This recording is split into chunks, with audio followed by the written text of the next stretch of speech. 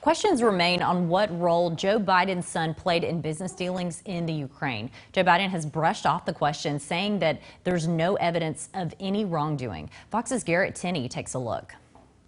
This controversy surrounding Hunter Biden's work for one of the biggest gas companies in Ukraine isn't new. In early 2014, Vice President Joe Biden became the Obama administration's point man for rooting out corruption in Ukraine's new pro-Western government. In May of that year, Hunter Biden joined the board of the Burisma Group, which the Associated Press and others described as politically awkward timing for the administration.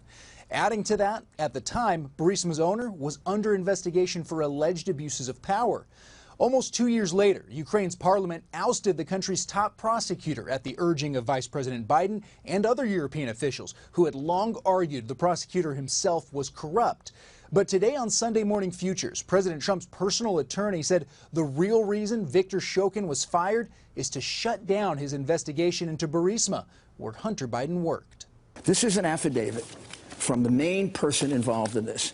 They say he was corrupt. He was fired for corruption. President Poroshenko asked me to consider the possibility of winding down the investigative actions in respect to this company. That's Biden's son's company.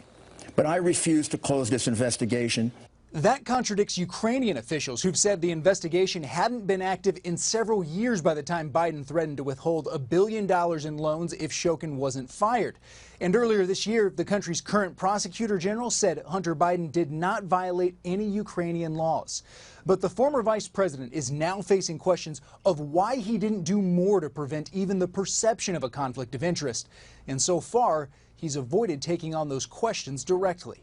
How many times have you ever spoken to your son about his overseas business dealings? I've never spoken to his son. We should also note that it's not entirely clear what Hunter Biden's specific duties at Burisma were. He was on the board for almost 5 years and, according to the Wall Street Journal, was paid as much as $50,000 a month.